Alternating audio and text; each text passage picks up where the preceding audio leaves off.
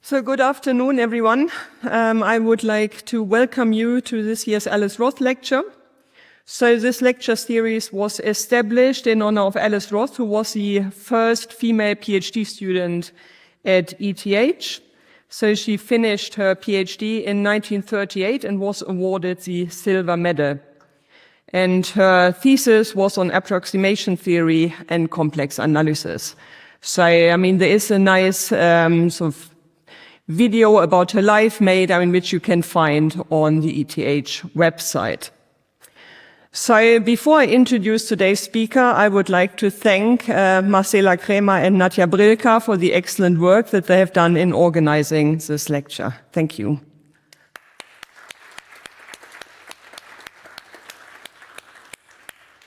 So it is a very great pleasure to introduce today's speaker, Alison Etheridge from the University of Oxford. So Alison works in the area of probability, both the theory and applications. So applications to financial mathematics, genetics, and mathematical ecology.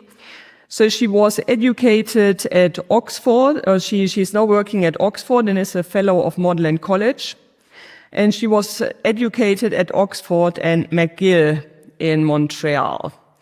So before coming to Oxford, she had positions in Berkeley, Edinburgh, and Queen Mary University of London. And her work has received many awards. I'm not going to name them all, that would take too long. So, but just to name a few, so in 2015, she was made a Fellow of the Royal Society. In the following year, she obtained an honorary doctorate from the University of Edinburgh. And last year, she was awarded the David Crichton Medal, so both in recognition of her research and for services to the community, in particular as a mentor for female students. So it is a very great pleasure to welcome you here, and I'm very much looking forward to your talk. Thank you.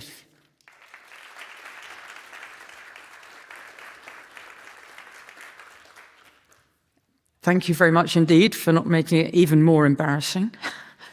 So what I'm going to talk about, it's not exactly up to the minute in terms of the research that we're doing at the moment, but I think it gives you a flavor of some of the mathematical models that we do when we're trying to model evolution. And I want to just do a name check for Nick Barton, who is a long-term collaborator who's taught me what little I know about biology and patiently put up with the mathematics in my attempts to explain it to him. And so he's a very famous evolutionary geneticist. So let me begin by saying what a theoretical population geneticist does. What's the subject all about? Well, it begins just over 100 years ago with what we call the modern evolutionary synthesis. So this was when the work of, on the one hand, Darwin, I've got to get used to this pointer. On the one hand, Darwin, and on the other hand, Mendel, were united into a common theory. Okay. So let me remind you, in case you haven't recently read The Origin of the Species, of Darwin's theory. So Darwin says that heritable traits that increase reproductive success will become more common in a population. So for that to actually make any sense, we need two things. First of all, we need that there's some variability in the population, otherwise everybody's equally fit and nothing's going to change. And offspring have to be similar to their parents. Okay. So what does Mendel tell us? Well, Mendel tells us that traits are determined, or I put determined in inverted commas, they're certainly very heavily influenced by our genes. And genes occur in different types, and we call different genetic types alleles, different types of a gene alleles. I'll probably accidentally say that several times during the lecture, so I hope that's the only piece of jargon that you'll need. But those differences give us that variability in the population that Darwin requires. And offspring inherit their genes from their parents, so that gives us the heritability that Darwin requires. So those two theories look like they fit together like hand and glove. But in fact, it took 50 years from after The Origin of the Species and Mendel's theory were published, which was about the same time, before people really saw how they could fit together. And perhaps one of the reasons for that is that Darwin was very interested in the way that natural selection could change things a very great deal, but by doing small incremental steps. And a good example of these Galapagos finches, the way that the beak shape changed from island to island is actually in quite subtle small steps. Whereas Mendel, as we learn in school, was really interested in traits that were determined by a single gene. So things like whether a pea is round or a pea is wrinkled, or a pea is yellow or a pea is green. Very discrete changes that are determined by a single gene, or as he would have said, factor. But eventually these theories were brought together, and they were brought together by mathematicians. So the names that we usually associate with this are Fisher, over on the left here. So this is R.A. Fisher, not in his later years with a big white beard. Haldane, there's no prizes for guessing that this is the one of these three who was at the University of Oxford. He doesn't look quite as serious as the rest. And Sewell Wright, who was actually a great American evolutionary geneticist. And Fisher and Wright absolutely hated one another, so I left a bit of white space in between. Now, mathematics brought Darwin and Mendel together into a common theory, and these guys would all have agreed that that was the case, that these two theories were entirely compatible, and indeed one needed the other. But what they did not agree on, in some cases in rather vitriolic disputes, was the relative importance of the different forces of evolution for what we see in the world around us, for the genetic variability that we see in the world around us. So what's the importance of natural selection as opposed to population structure, which was something that Sewell Wright was very interested in, or genetic drift, which is just what we call the randomness due to reproduction in a finite population. You know, it was random that your parents met and produced you. Okay. So if these pioneers, who were very clever, couldn't agree on the answer to that, why do we think we can make progress now? And the answer is because we have much, much more detail of the genetic data. They could only observe genetic types indirectly through phenotype. So on this slide, if you looked carefully, you will see that Sewell Wright had a guinea pig in his hand. This wasn't for erasing the chalkboard, this was because he bred guinea pigs. And what we know about the way that coat color is inherited in most rodents is actually what Sewell Wright taught us almost 100 years ago. But what we can do now, what a modern geneticist has, is data that looks a bit more like this. Not as cute, but much more informative. So this is actual data. It's been cleaned a bit, but it's data from the 1000 Genomes Project. The 1000 Genomes Project was viewed as a really big thing not all that long ago, actually, probably about a decade ago. We thought we'd never get to 1,000 whole human genomes. How could we possibly ever afford it? UK Biobank alone now has 500,000 human genomes in it. So the scale of genetic data is enormous. But this is a sample of 40 individuals, so 80 chromosomes. And what you can see are these dots which tell us about the locations on those chromosomes where the individuals differ from one another. Okay? So it's just highlighted where there is a mutation which makes one individual look different from the rest.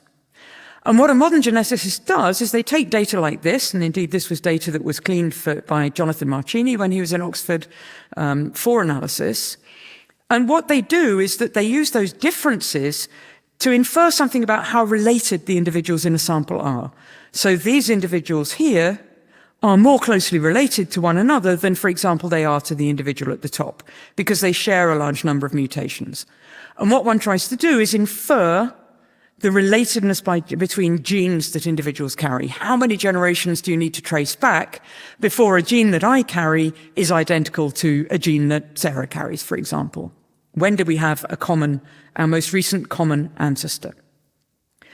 So what we want to do with all this data, if what modern geneticists are doing is going out and collecting samples from individuals, sequencing them, and constructing this information historically, what we want to do, if we're trying to understand how to answer that question that Sewell Wright and Haldane and Fisher left unanswered of the relative importance of different forces of evolution, what we've got to do is construct forwards in time models which capture something of our understanding of those forces of evolution, but consistent with those forwards in time models, say, well, if I sampled from a population that was evolving according to that model, what would those genealogical histories, what would that relatedness that the geneticists are inferring look like? Okay? So that's the challenge. We want a forwards in time model for evolution, but consistent with that, a backwards in time model which tells us how related individuals are at particular genetic loci, how similar our genes are. Okay. So, I carry 2 copies of all of my chromosomes. So if you want to trace my genetic history, you need to look at my parents, and then my grandparents, my great-grandparents, and so on. All right? So backwards in time, we get a tree. Problem is that trees get very big very quickly. So this is a sculpture in the grounds of the college with which I'm affiliated in Oxford, and it rather grandly is meant to represent generations of scholarly learning. But after 9 generations, the artist, Mark Wallinger, found that he couldn't actually produce any more generations because engineering-wise it was getting too tough. After just 9 generations, this tree's got 512 leaves. It doesn't represent the full age of Magdalen, which is 700 and something years old. But what we know from looking at the rate at which trees increase as we go backwards in time, and the fact that populations are finite, is that as you trace back my pedigree, if you like, so my parents, grandparents, and so on, eventually there must be individuals that occur multiple times in my family tree. They can't all be distinct because populations aren't arbitrarily big. So let's have a look at a real family tree. This one is not mine. Now, I confess it's a slightly extreme example. Charles II of Spain was he of the Habsburg jaw, and he didn't ever reach a kind of physical and emotional maturity which would have allowed him to produce children of his own. But you can see, I mean, it's very inbred. So his mother was also his whatever, right? His father's niece. This is actually illegal in the UK now. I think with good reason, or we still to an extent breed according to connectedness to the royal family. But this, of course, is extreme, but I think it illustrates the point that pedigrees are not trees. So let's take something a little bit more realistic and not dictated by the politics of medieval Europe. So what we're going to do is we're going to write down a very, very simple model for pedigrees and see what that would imply about genetic inheritance. And this is, I'm always a bit embarrassed that it's called the Wright-Fisher model, given how much they disliked one another. In genetics, their names are inextricably linked. They have eternal punishment for their dislike of one another. So what this model does, it's going to model someone like me. It's diploid, so each individual is carrying 2 copies of every gene, every chromosome. And what I want you to think about is a monoecious plant, so a plant that has both male and female flowers, because I'm too lazy to think about males and females separately. So think of it as a plant that doesn't really distinguish when it produces offspring between male and female in the usual way, and that it can act as both a male and a female. And my population is going to have a fixed size. It's going to be very big. In genetics, we always think of things as being big because we're always going to come up with crude models. If you want to model a very small population, go and get yourself a computer and do a simulation. But if you're trying to understand the large scales over which genetics has evolved, genetic patterns of inheritance have evolved, then you really want to look at large populations over large time. So we're going to take a large population, a fixed size. It's going to be the simplest model we can think of. And it's going to evolve in discrete generations. And in each generation, I'm going to think of each offspring as choosing 2 parents just uniformly at random from the previous generation. Okay? So I can make it slightly more biological. So slightly more biologically, you could think that during reproduction, each individual produces an effectively infinite number of what we call germ cells. So they have the same genotype as the parent. So they carry both copies of each gene that the parent carries. And those germ cells then split into gametes, so that in a human population, you're thinking of the eggs for the female and the sperm for the male. And each gamete contains 1 copy of each chromosome. And those gametes are then selected at random, and they fuse they form a big pool, and offspring are formed by fusing 2 randomly chosen gametes from that pool. So that's actually sort of biologically how one justifies this model. But for our mathematical purposes, it's equivalent to think of offspring as choosing 2 parents uniformly at random. Okay? So neutral, there's no selection going on here. There's no spatial structure, there's no selection. This is just going to capture what I called random genetic drift, the randomness due to reproduction. And that neutrality is reflected in the fact that every individual is going to make an equal contribution to this gamete pool. Okay. So here's a picture. I've checked, pumpkins are indeed monoecious, so it's a good example.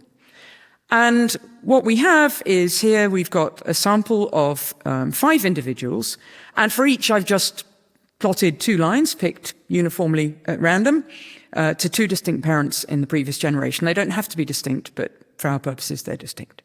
Okay? And I claim that after just 1, 2, 3, 4 generations, these individuals are actually ancestral to everybody who is alive here.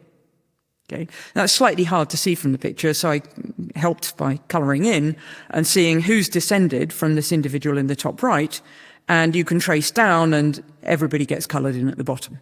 So in this present-day population, they all have a common ancestor back here. Now, this model is actually not that hard to analyse, and there's a very nice paper due to Chang in 1999, which showed that as our population size gets very large, certainly much bigger than 5, log 2 generations before the present, there's going to be somebody in the pedigree who's ancestral to everyone in the present population. Maybe not so surprising, because their number, as you trace the tree back, it grows like 2 to the n. What's perhaps more surprising is that if you go back about 1.77 log 2n generations before the present, everyone in that ancestral population is either ancestral to everybody alive now, and the proportion of them that's ancestral to everybody alive now is about 80%. So most individuals in the ancestral population are ancestral to everybody who's alive now, and the other 20% have no descendants in the present-day population. And that's a little bit more surprising, I think. But it has an important consequence for our purposes, because if I'm just looking at a single gene and asking where did individuals inherit that gene from, a particular individual now can't have inherited a gene from everybody who is alive in that ancestral population, because they only carry 2 copies of it. So they can only have inherited it from a maximum of 2 individuals in that ancestral population. So this diploid Wright-Fisher model is just not going to be an adequate way of capturing what we want for the ancestry at a single genetic locus, for understanding what's happening for a single gene. Okay. Now, here's a picture I showed you a moment ago. And what I didn't tell you is that the 2 small circles sitting inside each big circle are meant to represent 2 copies of a gene. And now I've traced the ancestry not just of the individuals in terms of their pedigree, but I've traced the ancestry of genes. So for each individual, for each gene, we're sampling a parent uniformly from the previous generation, and then within that parent, sampling one of the 2 genes that they carry uniformly at random. This is what Mendel tells us we ought to do. And what we see now is that this individual up in the top right, who is ancestral to everybody in the pedigree, has not actually passed down any genetic material, because what I've done is I've recolored the lines red if they pass genetic material down to the present-day generation. And now, actually, it's perhaps easier if I show you a picture, there isn't a common ancestor of all those genes that are in the population. If I unravel this, the genetic ancestry is encoded in trees, because each gene has at most 1 parent, and in fact, there are 3 distinct genetic ancestors in the ancestral population. Okay? So what we're going to do is we're going to try and model these trees, which model the genetic ancestry, instead of pedigrees. And now we see something cute happen, because, of course, it didn't really matter that, for example, for this gene, I first selected a parent at random and then selected one of the 2 genes within that parent. I could have imagined all of these 10 copies of the gene in the previous generation as being just in a big pool, and I sampled 2 genes from that pool to form an offspring in the current generation. So each gene in an offspring was just sampled uniformly at random from that pool. Okay. So now we've got an even simpler model, perhaps the simplest imaginable model of inheritance, which is where I'm just following a single gene. So I'm not following the whole diploid structure. I don't need to. I just care about a single copy of a gene. And in what's called the haploid Wright-Fisher model, each offspring, in our case gene, chooses a single parent uniformly at random from the previous generation. And now if I take a sample from the current population, as I've done here, I see that that maps onto a tree as I trace backwards in time. And what I'm interested in is the structure of that tree, how individuals in that tree are related to one another. And to ease notation, there are 2 N genes in a population of size N, but I'm going to forget the 2. Okay. So now suppose I'm taking ancestral lineages. Now I'm going to do some very lightweight mathematics. So I'm going to take a sample of size 2, and I'm going to ask how far do I have to trace back before they reach a common ancestor? Because that's all the information that a geneticist can hope to observe from a sample of just 2 genes for my current population. All they can hope to reconstruct is how far I've got to trace back before they have their most recent common ancestor. Well, in this ridiculously simple model, the probability that they had a common parent is just 1 over n, right? Because the first selects a parent uniformly at random, and the second one's got to choose the same one. And the probability of that is just 1 over n. If they did not choose a common parent, the probability of a common grandparent is 1 over n, and so on. So the number of generations that I have to trace back until their most recent common ancestor is like rolling a die which has success probability 1 over n of coming up heads. In other words, it's a geometric random variable with success probability 1 over n. And in particular, the expected number of generations that I've got to trace back until I see their most recent common ancestor is on the order of the population size. It's n. Okay? And if we measure time in units, then generations, that says that the time is going to be roughly an exponential 1, which we'll use just as a shorthand.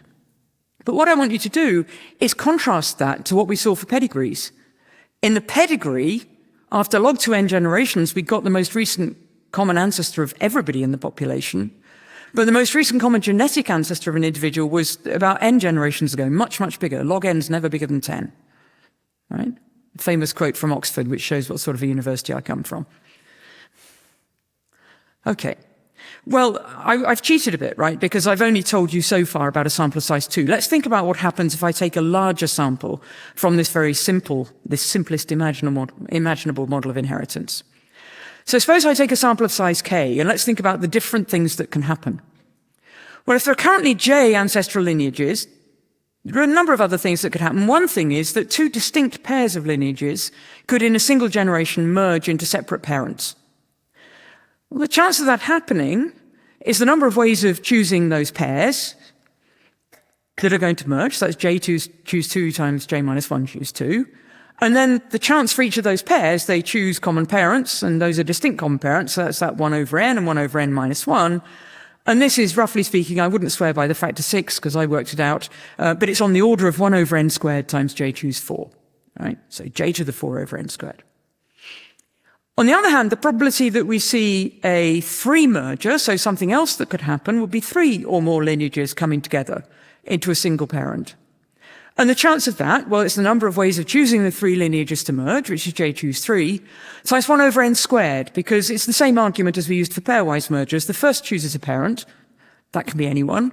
The second's got to choose the same parent, which gives me 1 over n. And the third's got to choose the same parent again. And that means I've got a 1 over n squared. So the probability of seeing one of these events which is different from just a pairwise merger, so something like at least 2 distinct sets of parents, so 2 pairs of lineages merging into separate parents, or a 3 merger, before we see a pairwise merger, well, it's just a comparison of the scales of these, is roughly of the order of j squared over n. So when there are j lineages, the chance I see one of these events, which isn't just a simple pairwise merger, is on the order of j squared over n. So the chance, if I start with a sample of size k, that I see this somewhere in my ancestry, well, I've got to sum over all the k minus 1 ancestral lineages, k minus 2, and so on. So it's roughly the sum of j squared over n, which is about k cubed over 3n. So if k cubed is much less than n, I don't expect to see anywhere in my genealogical tree anything other than just pairwise mergers happening at different times. Which, if there wasn't a typo, is what that would say. So that doesn't sound too bad, right? So my population size is meant to be enormous, and k is meant to be very small compared to the cube root of n. But remember what I just said about UK Biobank. We've got 500,000 human genomes sitting in UK Biobank. That's actually 500,000 whole genomes, so that's 1 million chromosomes, copy of each chromosome. And 10 to the 6 cubed gets rather big, even in the scale of modern populations. So this looks like a disaster from the point of view of my wanting to have a nice simple model where we only see pairwise mergers. But in fact, Wakely and Takahashi and Melfi and Viswanath, well, Melfi and Viswanath showed this was this calculation is not as rough and ready as I made it appear. You can make it rigorous. Wakely and Takahashi told us that actually, for things that you're going to be able to detect in data, a coalescent in which you only record pairwise mergers is actually good enough until the sample size is on the same order as the population size. And the reason for that is that the way that geneticists resolve the tree is in terms of something called a neutral mutation rate. And the neutral mutation rate is very, very slow. And so when you have a very large number of lineages, the time that you wait until you see a merger isn't long enough for any mutations to occur. So you just can't resolve that. So you can't resolve the tree. So in fact, what we're going to do is ignore that bad things can happen. And we're going to suppose that actually, all we're ever going to see in our trees are these pairwise mergers. So what we've got now is that forwards in time, each offspring, each gene is choosing a single parent uniformly at random from those in the previous generation. And backwards in time, if I measure time in units of n generations, which is the timescale over which this process is evolving, if there are currently k ancestral lineages, the next event, as I trace back through the ancestry, is the minimum of the k choose 2 exponential 1 random variables, which tell me when each pair of lineages merge. And this is a very simple explanation, a rather simplified explanation of something called the Kingman coalescent, which was introduced in 1982 by Sir John Kingman. Actually in Oxford, although he says he was travelling in Australia when he worked it out. So I'm not sure if it counts as Oxford really. Okay. Now remember in units of 1 generation, so this parameter k choose 2 for the rate at which I see events is if I measure time in units of n generations. In units of 1 generation, each pair coalesces at rate 1 over n. Okay. Now, I very much hope that you don't think that the Wright-Fisher model is a very good model for a biological population. On the other hand, certainly not a natural population. On the other hand, we could ask, if we have a population that's evolving under very carefully controlled conditions in a laboratory, how well does it perform? And Bury, who was a student of Sewell Wright, who I believe had very few students, and this might be why, did an experiment to actually test how good the Wright-Fisher model was. So what he did was he took a population of Drosophila, that's a fruit fly in the top left, and these populations had there's a gene in Drosophila that affects eye color, but not fitness. So you could actually observe the phenotype, which, because this was the 1950s, he had to observe the phenotype to determine the genetic type. You could observe the phenotype and just count how many individuals had each of the different eye colors. And he took 100 populations. Actually, not quite all of them made it. I think it was 96 populations or something in the end, but of the order of 100 populations, each consisting of 8 males and 8 females. Each started with exactly half of each of the eye colors, and he propagated those populations forwards in time. And what the Wright-Fisher model predicts is that if I look at the expected proportion multiplied, so P1 minus P, so PT is meant to be the proportion of individuals carrying one of those eye colors, which we just call allele little a, in generation T. So if I calculate the expected value of P times 1 minus P, that decreases by a factor 1 over n in each generation. And that tells us that the variance in proportions over the populations that Bury was propagating should increase according to this formula, roughly. Yeah. So if half of them had different eye color. Yeah. Within each population. And also within the males and the females, that was it. I believe so, but I'd have to go back and read Bury 51 to confirm that. But yeah. It wouldn't matter really, because we'll see. Drosophila are not actually terribly faithful, as far as we know. We don't actually know where Drosophila go in winter, so we know remarkably little about one of the most studied organisms in genetics, but still. Okay, so let me show you Bury's data. So here's Bury's data. It's the circles. I'm proud to say I plotted this myself using R. It's the only time I've ever used R. And unfortunately, the dotted line is the prediction of the Wright-Fisher model. So even under these very carefully controlled conditions, it doesn't look great. However, if instead of putting in n, the population size, as 16, which is what I did to get the dashed line, I imagine that my populations each consisted of 11.5 Drosophila, then the formula would have been the solid line, which fits rather well. And in fact, so here's the formula for this solid line. So given the size of the experiment, I find that a remarkably good fit. And in fact, it turns out that for an astonishingly wide array of models, if you replace the census population size for our Drosophila, that was 16, by an effective population size, which for our Drosophila was 11.5, then the Wright-Fisher model is an astonishingly good fit, provided that spatial structure either isn't present. The Bury's experiment, they were in a single location, they were in small units. Or you sample individuals far enough apart that the spatial structure kind of washes out. And this is true even for natural populations. Substituting an effective population size can give a remarkably good fit to the Kingman coalescent with an effective population size can give a remarkably good fit to genetic data. Now, NE for the Drosophila we understand, because the Wright-Fisher model forces that the variance of the number of offspring of each adult is equal to 1. But in fact, the variance of the number of offspring of each adult is not equal to 1. It's a little bit bigger than that, and that explains the distinction between... So 11.5 is actually n divided by the variance of the number of offspring. Okay.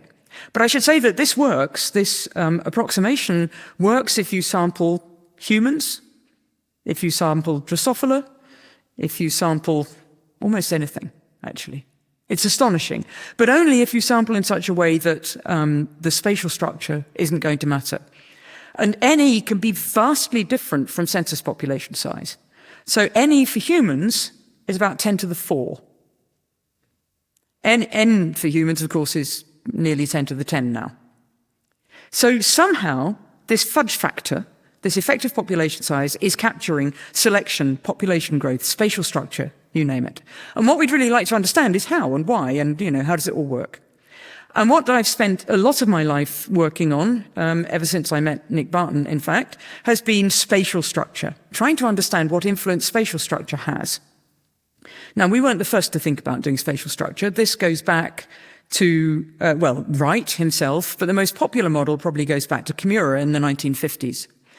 And the idea is very simple. You think of your population as being subdivided into what we call demes. That just means islands, essentially. And those demes are taken to each be of constant but large size, so that within each deme, reproduction looks like my Wright-Fisher model. But I also allow individuals to be exchanged between demes. So think about something like mayfly living around ponds, isolated ponds, and they reproduce at each pond, but then they exchange. Now, of course, there are some complications here. So if I'm going to have Wright-Fisher reproduction in each deme, I'm going to suppose the population size is constant in each deme. And I've got to decide how to divide my population into demes. Easy with mayfly, but perhaps not so easy in other circumstances. But if I can do that, then backwards in time, I get something that looks like my Kingman coalescent, where I trace back ancestral lineages.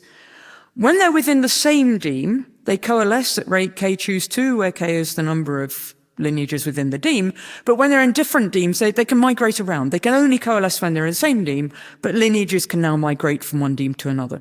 Okay, so great for a subdivided population, and this model is a workhorse of population genetics. But here's an obvious challenge. How am I going to choose the deme spacing? So you've got to choose something that looks a bit like the environment you're living in, and we all live on the surface of the Earth, so let's go with the two-dimensional lattice. How am I going to choose the deme spacing and the population size in each deme if actually my environment looks like this? It's heterogeneous at every conceivable level, but it's certainly not discrete Deans.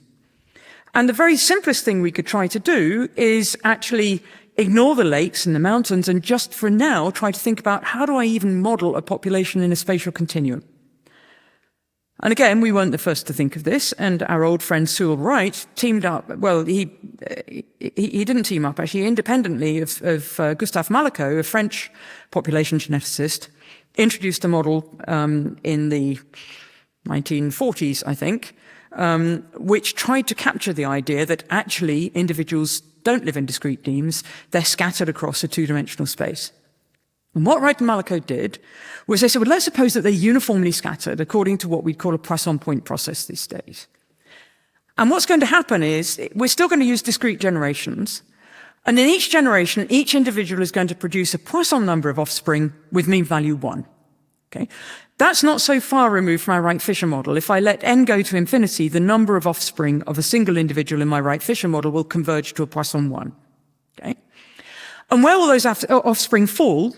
Well, we're going to just suppose they're scattered around the parent in a Gaussian distribution, right? Okay, and Wright and Malacot believed that under these assumptions, they would have a kind of stable population. The population would always look as though it was kind of uniformly distributed. To be sure, individuals would be living in slightly different places. Think of densely populated plant populations, but it would still look very much like this picture here over larger times. And under that assumption, they were able to write down what they called an expression for the probability of identity, but we can think of as an expression for the Laplace transform of the time back to the most recent common ancestor of a sample of size 2 from my population. And this is a key quantity that we're going to see again and again. But let's have a look at their assumption first. So let's see how the Wright-Malacot model performs as we evolve it forwards in time. So this is a very old simulation done by a man called Jerome Kelleher, who was a postdoc in a lab a long, long time ago and is now a very distinguished statistical genomics guy. And what Jerome did was he started with 1,000 individuals distributed over a torus. And this is a simulation, so he had to work on a torus. And he allowed the population to evolve according to those Wright-Malacot dynamics, just wrapping the Gaussian round when it saw the edge of the torus. And after 10 generations, this is what it looked like. It's not really looking the same anymore. After 100 generations, it's really not looking like a Poisson distribution. The population size, interestingly, hasn't changed very much. It was 1,012 after 10 generations, 972, still pretty close to 1,000 after 100 generations. After 1,000 generations, it's finally realized that the total population size is a critical branching process, and this is going to die out in finite time. And in this particular realization of the experiment, it did indeed die out not long after this. Now, Felsenstein was the first person to observe that Wright and Malacot's assumptions were not consistent with a stable population. So, although he actually attributes a man called Gillespie with the observation. So what Felsenstein first did was he thought about a population evolving on all of Euclidean space, as Malacot and Wright were doing, and he observed this clumping phenomenon. You'll see that the population here has formed these kind of clumps. And he observed this, and he thought, well, maybe it's because I'm working on all of Euclidean space, but hey, we don't live on all of Euclidean space. We live on a subset of Euclidean space. So why not work on a torus, which is what we've done here. And he very quickly realized that that was no good because the population would either die out or it would grow without bound, because the total population size is what we call a Galton-Watson branching process. And you can't just increase the number of offspring, it'll grow without bound, and so that's not going to work. And so at that point, Felsenstein said, well, maybe if I just exogenously specify the population size, I say the population size is going to be fixed at 1,000, then maybe that will give me a good model.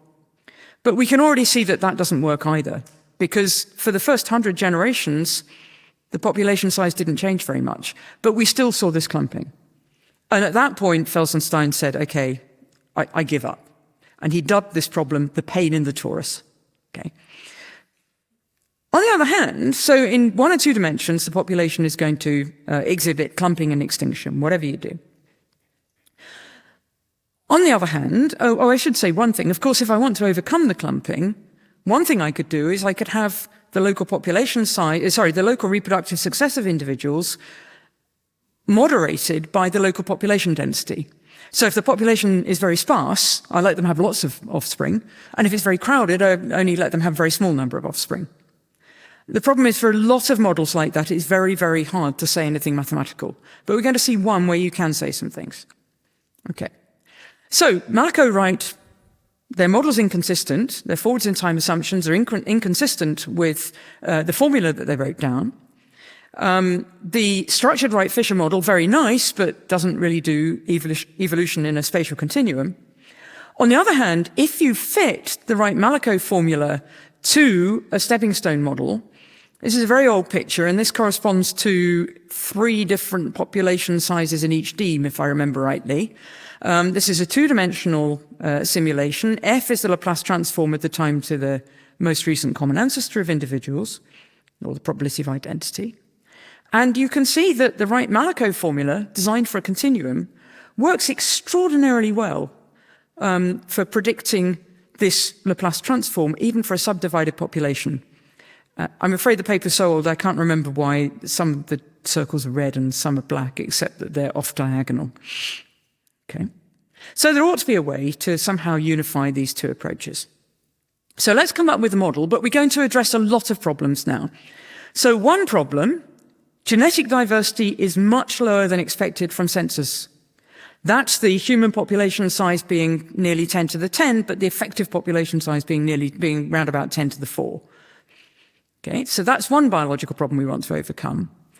Another one is that the Wright-Malko formula predicts that this Laplace transform has this kind of exponential decay. But what we actually see in data is a steep rate of exponential decay, not for individuals sampled very close to one another, we can't predict what's going to happen there, but at sort of intermediate distances. And then the rate of decay flattens out a bit further out, so it still looks kind of exponential, but with a different rate of decay. And there's a single thing which could explain both of these. And that, I like to illustrate with this, it's not a perfect illustration, but the demographic history of many species is dominated by large-scale extinction recolonization events. So to understand the timescales, for humans we said that NE is on the order of 10 to the 4. Human generation times are about 20 years. So that's giving us 2 times 10 to the 5. But our genetic history, according to our Kingman type model, is determined over timescales given by NE generations, so about 10 to the 5 generations. Okay. Now, the last glacial maximum, in which it was pretty chilly in the UK, I must say, was 18,000 years ago, when most of Northern Europe actually was covered in ice. So even on the timescale of human evolution, we have experienced large-scale extinction recolonization events. The Neanderthals were there before, and they receded out. Right? So the UK was inhabited by Neanderthals many, many years before the last glacial maximum. Okay. So a better example might be to think of plants living on a forest floor. You have a forest fire. It wipes out the entire plant population, but then that plant population, if you ever walk through a region that's been affected by forest fire, regenerates extremely quickly. And so on very, very short timescales, the regions become repopulated, but we've got this extinction and then almost instant recolonization. Okay. Something else that is worth bearing in mind is that I went through the process of showing you that in the Wright-Fisher model, we'd never expect to see more than 2 ancestral lineages coming together at the same time, because 1 over n squared is much less than 1 over n, essentially, because the population size is very large, and so the chance that 3 different individuals choose the same parent in the previous generation was very small. But in a spatial continuum, that may not be true. These are dandelion greens. It's not my backyard, but it might as well be. And it's very likely that all the plants that we see around here were actually descended from a common parent. Okay, so here's a model which incorporates some of those things, which tries to address some of those problems that we've seen. So because you always want to start from, biologists are basically right, always. It's a useful lesson in life, I've found. So I'm going to start with a Poisson process with constant intensity. But now, instead of reproduction being based on individuals, I'm going to base reproduction on events. So what's going to happen is I'm going to rain down events. And they're going to rain down, for people who know what it means, according to a Poisson point process. So at a rate that's constant in time and space, I'm going to throw down, in fact, balls onto the Euclidean space. And I've drawn everything in 2 dimensions because that's the relevant dimension for biology. So when a ball falls, it's happening at constant rate in time, equally likely to fall anywhere in space. My random process that's driving it, my event process, specifies a radius. So X is going to be the center of the ball, R is a radius, and U is what I'm going to call an impact. Now, the region that's going to be affected by the event is the ball of center X and radius R.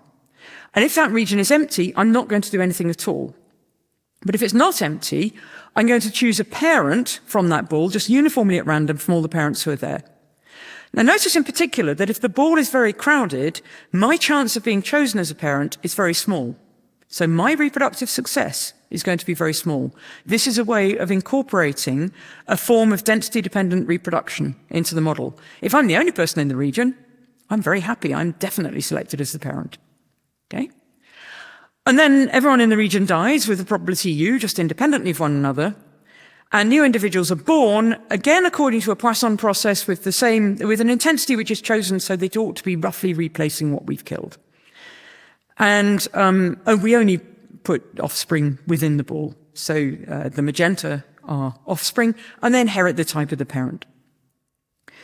Now, if it were the case that when the region was empty, I threw down a Poisson number of offspring, so I somehow allowed births from nowhere, this would have precisely a Poisson stationary distribution, and I'd be extremely happy. Unfortunately, biology doesn't really work like that, and it's not the case that the Poisson gives me a stationary distribution. However, provided that lambda is not too small, it turns out that there is a stationary distribution for this process, that it has a nice stable picture, much like Reiter-Mallico imagined, but with slightly different distribution. And moreover, the convergence to that as I let lambda grow is very fast. And one way to see why that might be is that, well, what's the chance that the region is empty? Well, if I start from a Poisson intensity lambda, e to the minus 5 is already what, 1%? It's very small. So you don't need the expected number of individuals to be covered by an event to be very big before you don't actually expect to see any empty regions. So what we've got is a model which works well in that it overcomes the pain in the torus. It doesn't work so well in that the stationary distribution is not very easy to write down, and as a result of that, it's rather difficult to write down the exact distribution of the genealogical trees. But we've overcome the pain in the torus. We've incorporated large-scale extinction recolonization events, because those events which are affecting things can be as small or as big as I like. And it's easy to include things like natural selection. I just weight the choice of the parent according to their genetic type. So it's a very flexible framework. But that complicated expression for ancestral lineages means that I want to actually replace this model by one in which I've let that lambda tend to infinity, that intensity with which I'm throwing down points tend to infinity. But as I say, it's a remarkably good approximation, even for rather small values of lambda, to do that. But I just have to think a little about the interpretation of my model. And the interpretation is that if I were able to sample an individual from a point x at time t, what is the probability it has a particular type? And that's what our model is going to capture. Okay, so I take lambda to infinity. What's it going to look like? Well, I started from, let's suppose there's no space for a moment, so I'm just starting from a Poisson number of individuals. If the first reproduction event that hits my model has impact u, then the number of individuals that are killed is Poisson with parameter u times lambda. So the number that survive is Poisson 1 minus u times lambda. And the number of offspring is Poisson u times lambda. Now, for a Poisson distribution, it's beautiful. That's why we do probability Poisson distributions. It has a very nice property, which is the variance is equal to the mean. So that means if lambda is very large, the standard deviation, the distortion from lambda offspring, or lambda times u offspring, is on the square root, on the order of the square root of lambda times u. So it's negligible. Asymptotically, the proportion of individuals that die is actually going to be deterministic, and it's going to be given by u. So as I let lambda tend to infinity, I'm replacing the randomness of the effective impact by something deterministic. I'm saying if an event has impact U, I'm going to replace exactly a proportion U of individuals. Okay. Now, what's that going to result in? Well, let me just show you what happens first with no space still. First of all, forwards in time, and then we'll think about backwards in time. So forwards in time, this is meant to represent the events that fall. So I haven't got space anymore, but I've got a Poisson point process, so at a rate that is constant in time, I'm throwing down these x's. And the height of the x's just tells me, for this event, say, what is the impact of that event? And this one was a small impact. And this one, which we're going to talk about, has quite a large impact. It has this impact U. Now, downstairs here, this picture is representing the different genetic types. I've got 3 different types in my population. And as I come to this event, what do? Well, I select a parent uniformly at random, and that's this red dot here, and it happened to fall in this region, the cyan region. And that means that all the offspring of the event are going to be cyan.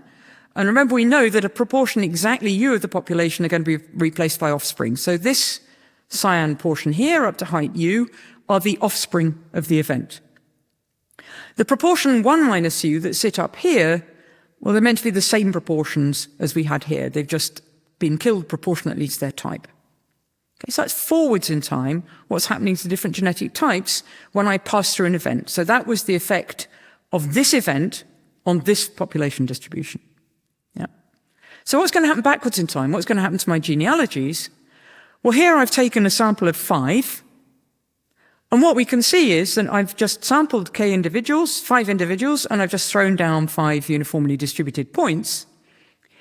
And the individuals that fall in the cyan region are all going to coalesce into a common parent, because we know they had a common parent, and the individuals that fall out here just pass through the event unhindered. They weren't affected by the event.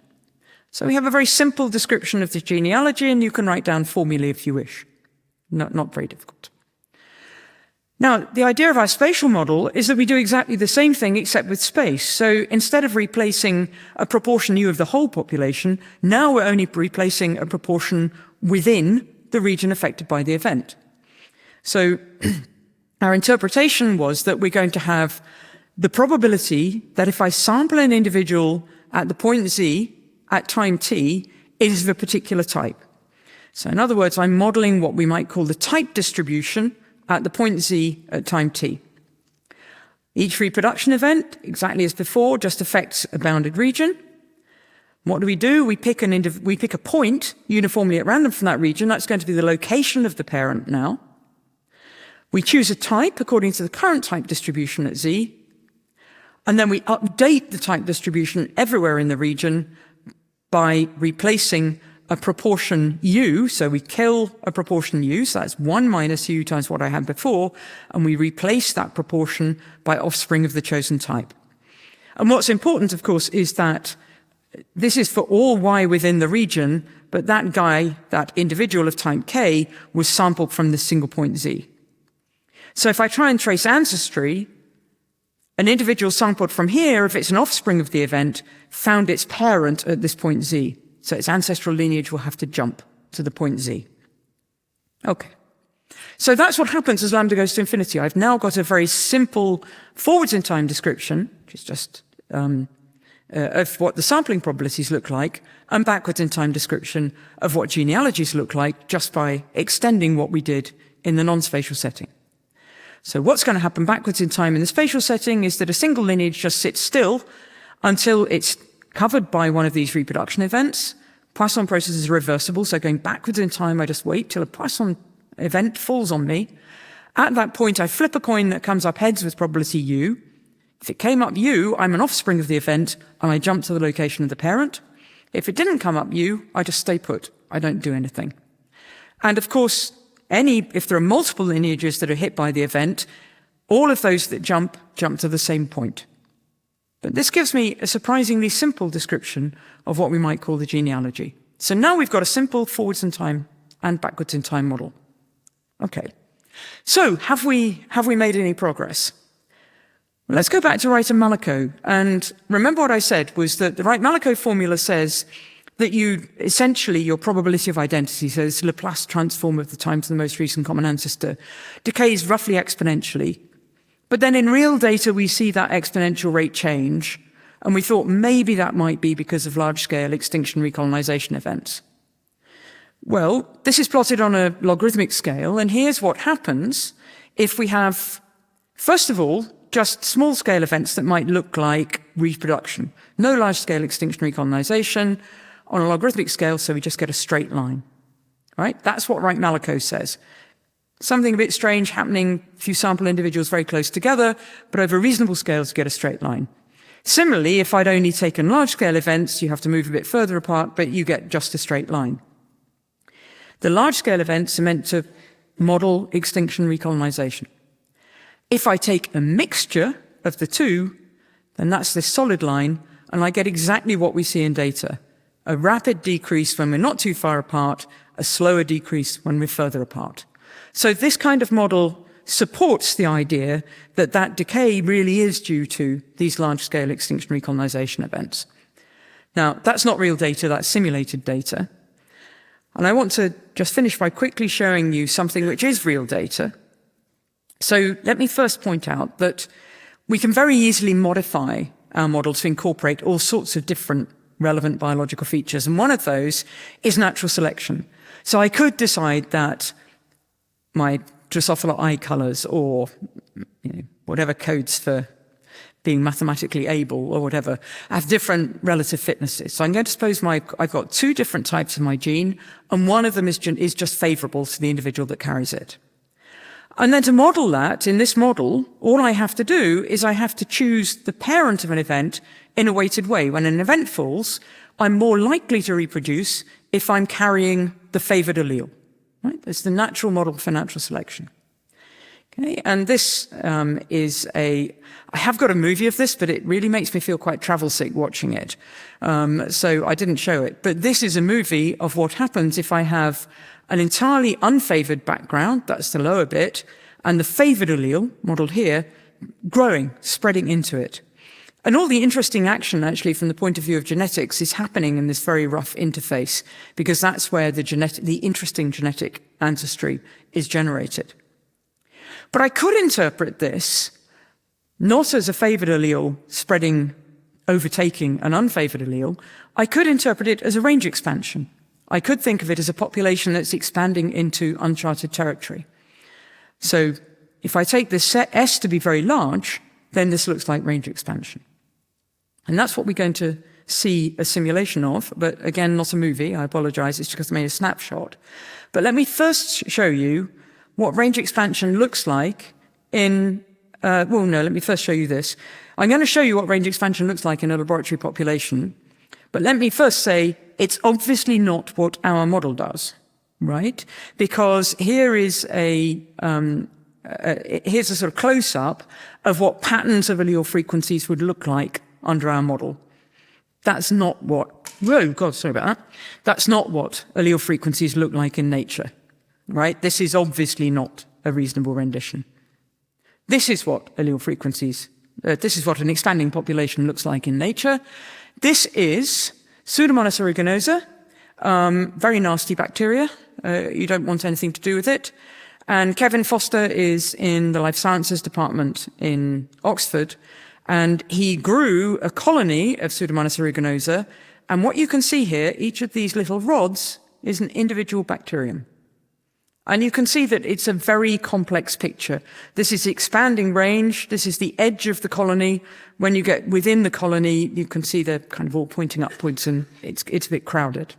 Okay? So that's what's really happening.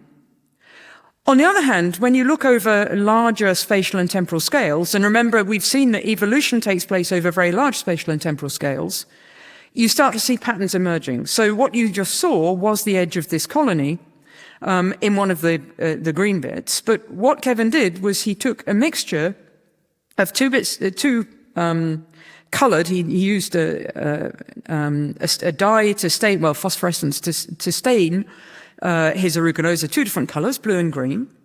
And he mixed them together and then put a droplet onto his nutrient plate. And then he allowed the population to grow. And what you see as time evolves are these very characteristic sectors. And these sectors are actually a kind of proxy for the genealogy. So all the bacteria in this blue sector are probably descended from a single bacterium back here. You see something very rapidly opening out. But you get these classical sectors. So what do we see when we look at our model over large spatial and temporal scales? It's not too bad. So it's capturing those same patterns. Now, you probably think I cheated. Very reasonable assumption to make. But I didn't on this occasion. As it turned out, Jerome, whose simulation we saw earlier, went over to see an old friend who he'd worked with in the University of Edinburgh in Kevin's lab. And Jerome had already produced the picture on the right. And he said to his friend, the postdoc in Kevin's lab, that's our picture, when he saw the photographs of what was going on. Serendipitous, I know, but they'd also chosen blue and green, and we'd chosen blue and green. That was pretty good luck. But all we had to do was choose something with the right number of sectors. Now, that also didn't involve wading through a huge number of simulations, because it turns out that the number of sectors is essentially determined by the ratio of the radius of those reproduction events that I throw down, which we've taken to be constant in the simulation, and the radius of this initial blob, which was half blue, half green in the simulation. And in fact, this sectoring is absolutely ubiquitous. You see it whenever you try and grow anything apart from E. coli, which somehow don't swim in straight lines and go around in corners. But if you try and grow these colonies on plates, you see these. Here's another one. This is yeast. It's from a paper of Oskar Halacek and friends in 2007. Many, many more sectors. But again, we can reproduce that by changing the colors in our picture and by changing the ratio of that initial blob to the ratio of the reproduction events, to the size of the reproduction events. So I hope that's convinced you that although our model is extraordinarily crude, nonetheless it seems to capture something interesting, even in these real populations. And in fact, people are now trying to use it for natural populations. And I will stop there. Thank you very much.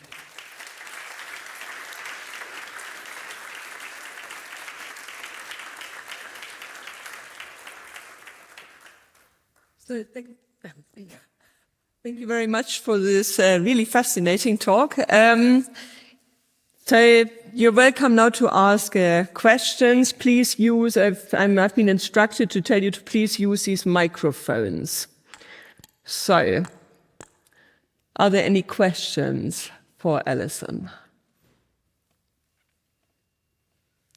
Mm-hmm.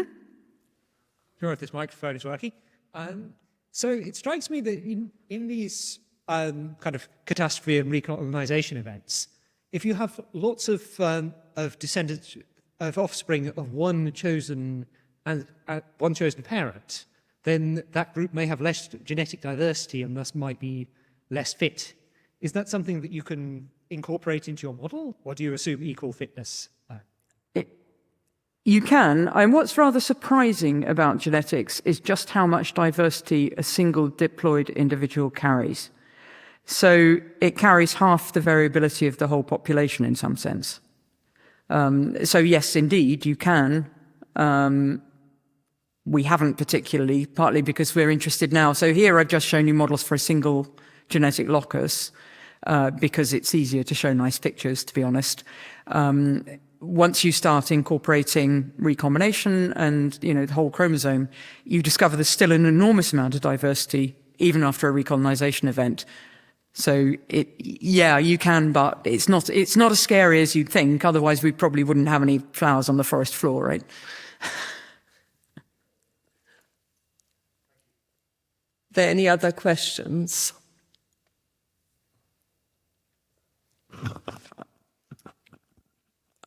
I have a question on the limit that you're taking, because to make the mathematical model tractable, you explained it's very important to take the density to be very large. When you look at natural populations, can you see that difference that, for example, for bacteria here that densely populate the plate, it fits well, but in other contexts where species are rare, it's not fitting that well? So the point is that it converges extremely quickly. The density really doesn't have to be very big for that limit to be a good approximation. So what we did was we started from the other end, if you like, and we looked at the genealogy and realized that it converged very, very fast. So we looked at those trees that tell us how things coalesce, and the number of individuals in a region affected by an event does not need to be large at all before we're very close to what we would predict by just taking Poisson. So actually, although mathematically convenient to let the density go to infinity, that's just, it's almost down to an interpretation. And if you do look just at think about sampling probabilities, instead of thinking about an infinitely dense population, it's a good model for sampling probabilities. So the answer is we don't really see it being any better or any worse simply because it really isn't. It converge in as much as a very crude model can be a good model. That's not the worst sin we're performing. But it's a good question. Are there any other questions?